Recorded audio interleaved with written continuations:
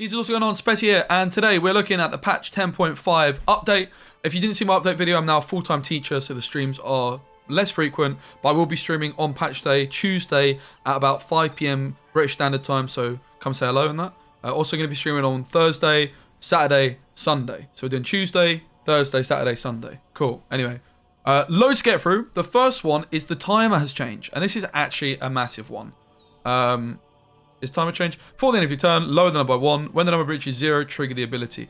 Now, this isn't really... yeah, this is a big one because of Megascope. Megascope and Portal is where this is a big impact. It also has an impact on Saskia Commander. I believe it's going to be a buff to her as well. So you play Saskia Commander, and let's say you've got a Cowitcher fly out. Before, the Cowitcher wouldn't move, but now it will. Similarly, if you've got a Megascope on a Witch Apprentice, for example, previously it wouldn't tick straight away. Now it will. That is a nutty change. Similarly, Portal is going to work the same. When you play Portal before, whatever card you played through Portal wasn't going to tick. But now it's working more like an old school Portal where it will actually tick. So let's say you're playing Hyperthin. You can now Portal into a Viper Witch Adept. And if, you know, it can tick straight away. So it gives you a lot more options on Portal for going for engines. At the moment, Portal just makes more sense with point slam cards like Bear Witch Adepts, the Fish Flappers, and that. Now, like, you're more incentivized to actually play some 4 provision cards, which are engines. So that's pretty cool. And also, Megascope is pretty massive in particular because you can do things like Megascope Witch Apprentice, particularly if you add a Darren into the mix as well. You go Witch Apprentice, Megascope, a Darren, suddenly you've got 2 Witch Apprentices ticking along straight away. One's going to be at 6, one at 3. And you've got an Darren on the board. It's a lot of engines in one turn that are all ticking. Very, very, very, very scary, in my opinion. I think Megascope is going to be too strong. We'll have to wait and see. Megascope's already a great card. Now it's even better. Obviously, Megascope's as well working with Golden Neko, with the fact that they're cheap. But it's interesting because at the moment, you always Megascope the just big base strength cards. Now you're more incentivized to Megascope engines. We'll have to wait and see how that one turns out. It's a fun change. It's an interesting change. I'm a little nervous about it though, to be honest, but we'll see. Saskia is huge as well, I think. Like, movement with Saskia is, wow, scary. But anyway, Journey's returning. Geralt and Ciri making a comeback. Choose which journey you want to progress and return where you left off. Well, I think I finished both of these, so it's a little bit boring for me, to be honest, but there's some rewards, contracts, okay? New types of trinkets, okay? So there's some new trinkets. New weekly quests, and okay. I mean, for me, like, I'm not really that excited about this because I completed both journeys, but whatever. Yeah, okay. Maybe there's a few things I didn't get, so I can just finish them up. Anyway, neutral, Ciri Dash, tool adjusted. So I don't think she's actually changed, basically. She's working in the exact same. I think the one difference is before, if you play Ciri like 4th to last, if she's going to tick as you hit 0 cards, before the round would end, and then you would draw a card. But now I think you would draw a card and then the round would end. So it's the smallest of buffs to her that's not really very relevant. Yeah. Okay, cool. Hangover Sword is the first big one. So Hangover Sword, before it was working like Coup de Grace. And it's worked like this for a very, very long time. But it's got a big change. It's now a Pokeball, mate. It's now a special card instead of an artifact. It's an Echo. And so still 9 provisions. You damage an enemy unit by 5. Then spawn and play a base copy of the stored unit and give it doomed. Okay, so sort of working in a similar way like a coup de grace. Like if you use this on Roche, for example, you're going to damage an enemy unit by 5. So let's play Verdant Roach, the spying one, and you kill the Verdant Roach. It's going to play the Verdant Roach, spawn it, and then play it on your opponent's side of the board, of course, because it's disloyal. Yeah, whatever the word is. Unloyal, disloyal, I think. And give it doomed. Then the death blow is banish the unit and store its soul in the Hand-Gave Sword. So if you get the death blow, it's stored in the Hand-Gave Sword, and of course it's an Echo. Now, this does not, I believe, trigger 2 things. It just stays with the first one. So let's say I use it on Roche in the first one, the Echo comes back, and then Roche is back again. So this card is kind of nuts. I think like Vernon Roche in particular, like, sounds pretty good. Of course, you can also play Vernon Roche in Golden Neko decks. And before, you would go Vernon Roche into Hand-Gave if you deal 2 damage, and that wasn't enough. But now you can go Vernon Roche into Hand-Gave, and it's instantly you're going to be able to just kill the Roche by another one. So double Roche is very, very likely. It's kind of nuts. Banish the unit and store its soul in the Hangover Sword. So in the first one, Okay, cool, thanks. So yeah, apparently in the video, which I'll link below, I've not watched it. I've been very, very busy, unfortunately. Apparently, it's only on the second time. So, I mean, it's playing for 5 the first time, and then it gets squirreled, and then it's a 5-point card. But no, most likely, you know, you're going to be playing this in decks where you've got other Echo cards, other things that are in your graveyard. It's a really cool card. I'm looking forward to trying it. Isn't that just better coup? No, because, yeah, it doesn't work on the first time. It's only this on the Echo that you get it. Cool. But it's also 9 provisions, which is really important for Golden Echo decks. Cool. Mysterious Puzzle Box. It's been updated, like the text. It works the exact same. Cool. Paul, you know, we talked about Ring. Is now 9 provisions, and it also lost a point to its base boost. Is this card still OP? Probably, right? This probably isn't enough, but whatever. Probably making it like base boost start like 0 maybe. I don't know. Still seems pretty OP to me. We'll see. But it's got nerf, which is nice. Sir Quan, what a geezer card. Yeah, nothing changed. Just the timer. Which I don't really think impacts anything. Seahill, bloody Nora. This is one of the big ones. All right. It's now a special. It's 12 provisions, and it damages enemy unit by 1. That's it. What a card. No. So it damages enemy unit by 1, and then if you get the death blow, you play a bronze card from your hand, then move Seahill back to your hand. Cool. If it's the first, like if it's initiative, if you've not used any orders or anything, also increase the damage by 1 for the rest of the game. So you want to be damaging 1 strength cards on your opponent's side of the board. Then you play a bronze card from your hand, and then Seahill comes back into your hand. And if you have the initiative, then Seahill's damage increases. This is going to be particularly good in a spying deck, for example. If you're using emissaries, informants, obviously you've got guaranteed 1 strength cards on your opponent's side of the board. The other thing which gives you 1 strength cards is things like rats, like Noomrace perhaps. Although we'll see if Noomrace have changed down the line. Yeah, this is a really interesting card. Obviously, the thing with Seahill previously is like way back when it was used as a unitless card. So I love what CDPR have done here, which is they said, look, we want Seahill to be kind of back to like what it used to do in a sort of way, but we don't want it to be uninteractive and unitless. And this is a really great way of doing it. Strago Balls had his timer keyword changed. Whatever, who cares? No one. But thanks for including it still. Summoning Circle. Okay, another classic Gwent card. It's now 8 provisions. If you're wondering what this was doing before, by the way, it was doing not much. It was basically a really, really bad runestone.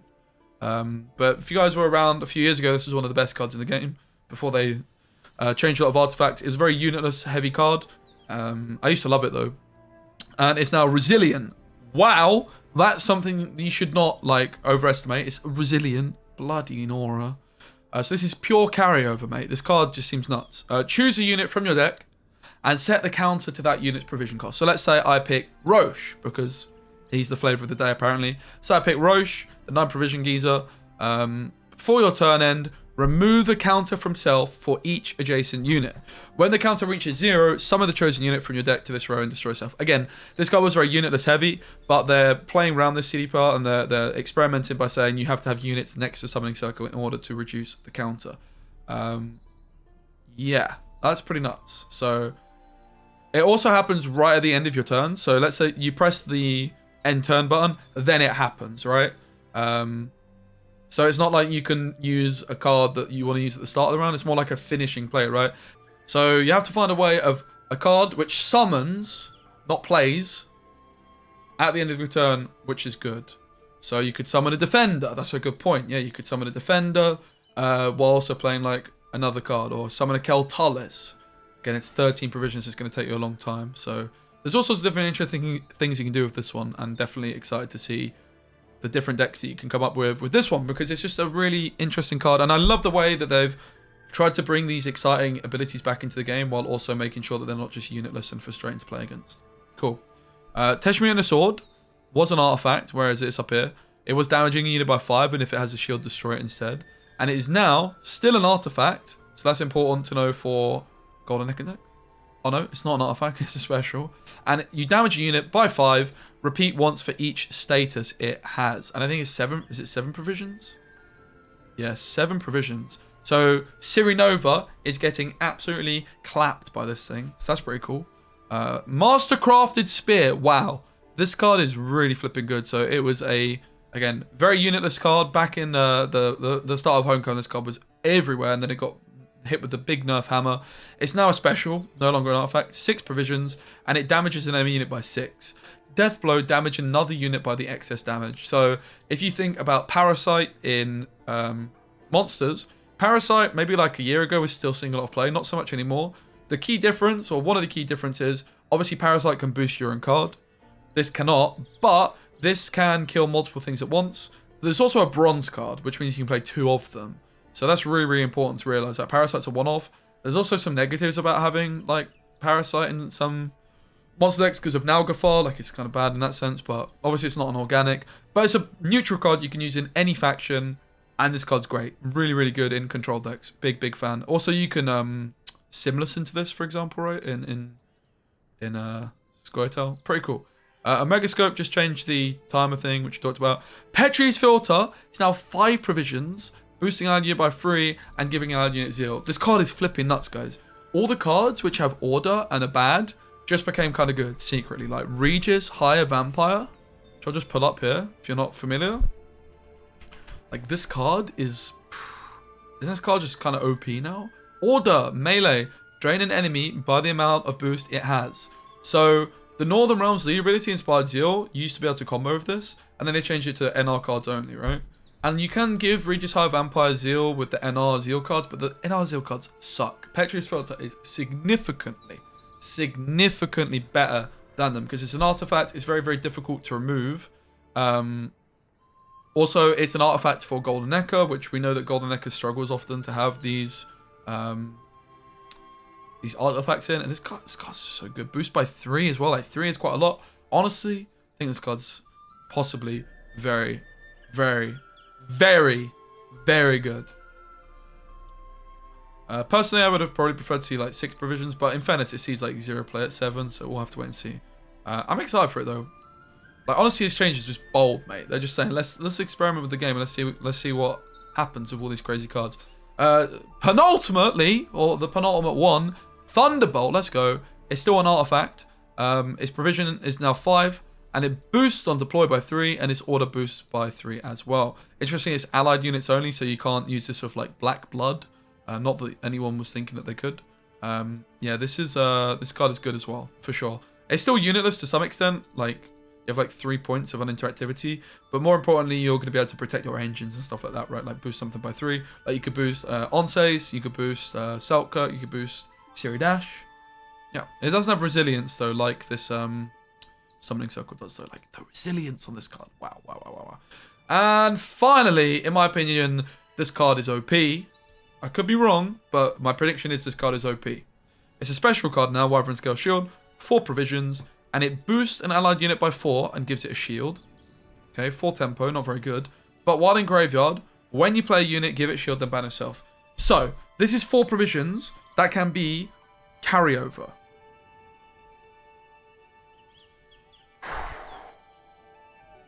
Wow. I think this card's OP. I really do. We'll have to wait and see. It's really difficult to evaluate just how good a shield carryover is. But like the situation this card, the situation this card is best in is you play it. Let's say you're on red coin, you're going second. You play it round 1, play another one round 1, and then you pass before you play another unit, right? Suddenly, then you've got 2 Wyvern Scale Shields in the graveyard. So then the first card you play in round 3 has just come strapped with a shield, meaning it's really, really difficult to remove. Like you can just play an engine and it's going to come strapped with a shield, and then you can play another card and that's also comes strapped with a shield. So yeah, like someone's mentioned Benedito's mentioned Arnajad. It's a really cool card. I do wonder if this is a little bit too strong for 4 provisions though, I must admit. If like the shield banished itself when a new round started, I would have no problems with the card.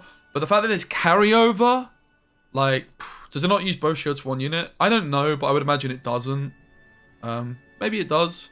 Maybe it does. Maybe you can only have 1 Wyvern Scale Shield carrying over per round. I'm not certain on that. But anyway, like realistically, it's just you're only gonna have one as carryover anyway. So yeah, I mean overall, all these changes really exciting. I would say the best card of these is I don't know. I don't really know what the best card is. I think like the change to the timers is probably the most important change. I think the Hangover Sword is great. I think Ring of Favor nerf is significant, but it's still big. Summoning Circle and Seahill back. Teshmute and a Sword is a cool card now. Muscrafted Spear's sick. Petrius Filter is really good. Thunderbolt is really cool as well. Like, don't sleep on this card, I don't think. It's probably like one of the weaker ones, but it's still really good. Wyvern Scale Shield. This is like the main one that when I saw it, I was like, ugh. But I think I'm maybe in the minority of this. It's just like my kind of gut feeling. Alright, up next we've got monsters. Arrakis Queen has got a buff. Consume a unit is the same. Spawn and play an Arrakis Nest. This is different. Previously, the card would spawn and play an Arrakis Nest which is like the 4 drones, if you consumed an insectoid. So it's just pretty much a straight buff, right? Cool. I mean, I think Arrakis Queen is already really good, so I'm happy to see it buffed. Why not? Why not? It didn't really need a buff. I agree.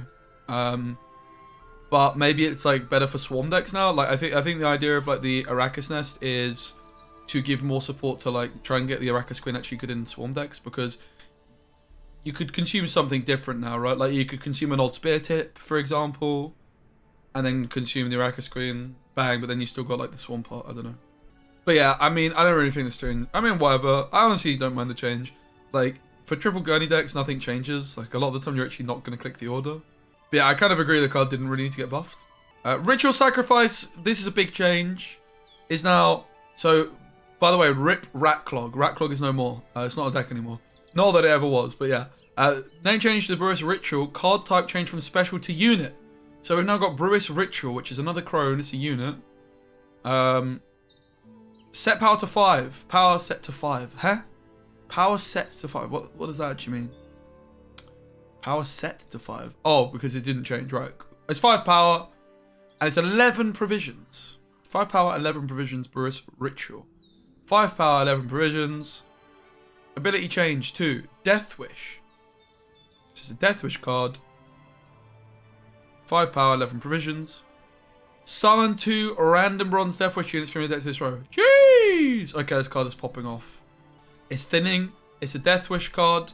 You can eat this of Arrakis Queen and then do even more thinning. Like you could do hyper thin monsters now. Jeez! I love this. This is big. This is Trey big. 5 power, 11 provisions. You eat it and you summon 2 random bronze Death Wish units from your deck. So obviously you're going to have to have thinned your Archspore before you play this. Otherwise there's a risk that you're just going to pull both Archspores. No, it doesn't count other crones. No. It's like a separate one. Same as Weavers, the 10 provision one, right? Which also, that card is still like pretty decent. Yeah. But this card's really good. Like thinning for monsters, hype. Thinning for Death Wish in particular, really, really excited to try this card. I don't think Death Wish is a million miles away, so this change is great. Brand Warrior, I'm just going to jump to is 4 provisions. We need to try like these Maddox decks again with the Arrakis Queen, because Brown Warrior 4 provisions is really good for that deck. You click all your Maddox, right, and then it's going to be coming. If you have 3 Maddox, it's 7 points on deploy. It's kind of insane. Pretty exciting. Hybrid, which is a beast. Also, Brown Warrior is a beast, by the way, for Morvad. Hybrid, this card has always been trash, and I love the artwork of it. Let's see what it's doing. Deploy, melee. If a unit was consumed during this turn, boost off by 4, so it's going to be 8 points. 8 for 4? Range consumer allied unit. What's really interesting about this card is now you can play it as a point slam as an 8 if you've got an abundance of consumes. And if you need a consume, suddenly it's a consume. Happy days. What I would be really interested in seeing on a card like Hybrid is actually adding it to the Doldalok, for example. Could be cool. In fact, wait, isn't it already on Doldalok? Wait, it actually is, right? It's above the Doldalok as well, which is really, really interesting. You've got Chimera already, so you already have a consume. So it's not, you're never going to take the ranged option, but there's some situations, I suppose, that you might take the melee option, right? It's also a beast. I do think Morvad is already a pretty damn decent card in a lot of these Deathwish decks with the giant toads as well. So yeah, Morvad Deathwish hybrids looking like there's still a possibility. Alright, Nilfgaard, Masquerade Balls 4 in provisions. Nice, I like it. And Amnesty is 5. Okay, so you're basically, this is just like a big buff to Devotion Nilfgaard, right? Because Masquerade Ball you play most of the time in Devotion Nilfgaard because of Usurper, like the 3rd form. And also Amnesty you're going to play 2 of now, I think, probably, maybe. Certainly at least 1. NR, Amphibious Assault is 14 provisions. This is about a year late, but better late than never. I'm glad to see it nerfed because the card is OP. Honestly, you could probably make it 15 provisions and it would still see play, similar to Fukusia. Traveling Priestess! Hooray! It's got Veil still. It's, what's changed? Okay, so you can't teleportation it anymore, but, like, are people even playing teleportations with this card anymore? So you can't teleportation it. Also, Necromancy on it isn't going to get, like, all the charges without a Zeal. So it is a nerf, but like the card is still like a little bit too much, no? I think the card's still a little bit too much. Siege Master's now 1 power and got 1 armor. I like this nerf as well. Is this still OP? Probably. You can teleportation if you have Defender. Yeah, exactly. So like you're probably playing Defender now, exactly. Which I mean, I already was, but I haven't played this deck since like the 2nd day of the patch. But yeah, does this card really need to be 4 provisions? Probably not. It's not really a 4 provision card, but we'll see. Don't be surprised if this gets nerfed again like a month at all. Alright, up to Scoia'tael time. Bruvahug. Deploy. Gain 1 armor for each dwarf in your hand. Yeah, I mean, in fact, let's go back to this. I guess like the other thing to mention is like, yeah, you need to A into it to get the Zeal as well. I mean, it is definitely a nerf, but I think this will probably get nerfed more. Alright, anyway. Bruvahug. Gain 1 armor for each dwarf in your hand. Barricade. At the end of your turn, boost all dwarfs with armor on this row by 1, then lose 1 armor. So it's losing 1 armor per turn. It's a very small nerf, and one which was definitely deserved. Alright, cool. Card is still flipping nuts. Saskia is OP, best card in the game now. But we'll have to wait and see if the decks make a comeback, because she's not seen any plays, so sure. We talked about her earlier. Vanadine. Now, this change we were talking about a bunch. I think this is a buff. I'm going to throw it out there. She might be like, Specky, what the hell are you on about? It gained 1 point and lost 2 provisions. That's a massive nerf. Yes, usually. But moving from 6 power to 7 power is incredibly significant because it's out of the range of a lot of the main removal tools. For example, okay, you can still lock it. You can still heatwave it. Heatwave, you probably want to heatwave Feign Death usually. And then you would use Muzzle on your Vanadine. Or you would use the new Spear on Vanadine. No longer is that an option though, because Vanadine's 7 power, which means it's incredibly difficult to remove efficiently. So it's most likely going to be playing for at least 3 points more, arguably 6 points more, because you're just not even going to bother trying to remove it, because it's going to take you 2 turns to try and remove this thing. I suppose like one way you could do it is with the new Spear, right? You could like spear it, or you could damage it and then spear it, and then you have like the excess. You can damage something else. So the Elves deck lost 2 provisions. Now, I haven't really played much this month because I've been busy on holiday and working and whatnot. If you saw the update video, you'll know that. But the month previous to Golden Echo, and I'm assuming the deck hasn't changed much, this deck was able to play some 5 provision cards, like the Archers, and also the 6 provision bands for Harvest was an option. All the deck is going to do is it's going to lose those cards and just play some different 4 provision elves, which has so many good ones. I really don't think that it is a nerf. I actually think it's the deck got buffed. So I hate this change. I would like to see Vanadine go straight back to 6 power. I do not think this card has any business being 7 power. Make it 8 provisions, and then nerf Simless, because Simless is too strong, in my opinion, as current provision cost. I would just make it 13 provisions. I think it'll still see a bunch of play. Equally, you could like lose a point on Simless maybe, but I think a provision cost would be more fitting, and then the deck isn't actually getting buffed, which I think honestly right now it's getting. I think it's a buff. I actually think it's a pretty big buff. Like, it's lost 2 provisions, sure, but the card is playing for more points, and you're gonna play the card no matter what, right? Like, the Elf deck wants to play this card, so the deck basically just got more polarized. You just include more 4s, which are in the deck at the end of the game, and the cards that you play are more points. I think this is a buff. I actually think it's a big buff. I think on average, this card is playing for 3 points more per game. If it isn't, it's getting heat waved, which means your Feign Death is going through. So yeah, and obviously if Feign Death goes through, that means there's an extra waylay for Simless. If none of the waylays from Vanadine are played. So yeah, obviously you can play this with Feign Death. So you play the Feign Death, then you play the Vanadine for deploy value. Cool. Then it gets heat waved, and you weren't able to heat wave Feign Death. I think it's too strong. The other thing is, okay, it can get locked. but the elf decks play sappers as a one-off, so it's not really a problem. I think this is actually my least favorite change of the whole thing. So I would love to see this get reverted. We'll have to wait and see what the patch, what is said about the patch. But yeah, my opinion is such a buff. We'll have to wait and see. Maybe I'm wrong. Let me know in the comments. Do you agree or disagree? Zoltan's Company spawn 2 Rowdy Dwarfs on an aggro. Increase the number of spawned Rowdy Dwarfs by 1 for each Zoltan in your starting deck. Cool. So this got nerfed. I like this change. You can still spawn 4 Dwarfs if you play both Zoltans. But yeah, this card seemed too good. Cool. Crushing Chap got a little change with the timer. And finally, Skellige. On-create Longship. Toll chip adjusted to specify that only units played by the... Okay, that was terrible.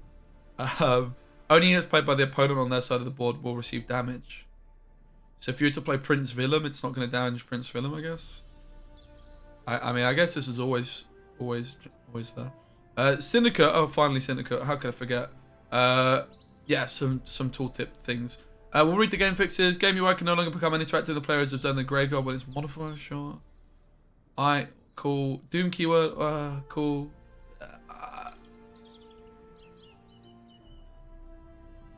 Figures no longer Zeal. Alright. Ilharicrat's range ability no longer summons the opponent's unit to a random row. Okay. Kingbrain's start of game ability now correctly progresses veteran contract. Okay. Sunset Wanderers is no longer able to sometimes trigger the ring Spanish effect. Sunset Wanderers is no longer to be summoned on the board if transformed by the mysterious puzzle box. My lord. Couch's Saboteur no longer skips its damage when attempting to target a unit on a full row and being unable to move it. Traveling Berserker, sure, whatever. Okay, guys, this is the patch. Overall, I give it a 9.5 out of 10. I think this is really flipping exciting. Okay, no, I give the excitingness of this patch a 10 out of 10. I give the balance decisions of the patch maybe like a 6. But, like, I think it's a tough one. Like, these patches come through very early. I think Erendite is a really problematic card. We're going to have to wait and see more in it, but I really don't like the card. I think it just has to be reworked. I do personally think it's going to be particularly a big issue for tournaments, but I suppose there's probably going to be some top 16 and top 64 qualifiers happening this month. And then we have Gwent Open 2, the patch after this. So there's still time to change some of these things for them. Be interested to see how Erendite is in tournament. The reason I think it's particularly problematic in a tournament is you just include it in all your blue coin decks and don't include it in your red coin decks. And let's say in best of threes, for example, like the coin flip of how many blue coins you have and stuff is going to be really pretty impactful. So I really hate Erendite as a card. I think it's a really interesting card, and I've really enjoyed like seeing how it works out. But in my opinion, it's not helpful for the game. I also think there's probably just like Ring is too strong still. I think Ring will still prove to be pretty auto-include. Ornate Sensor as well. I wouldn't be surprised if we see get changed somewhat because it's kind of just point slammy and a bit weird. The timer change we'll have to keep our eyes on. It's going to be interesting.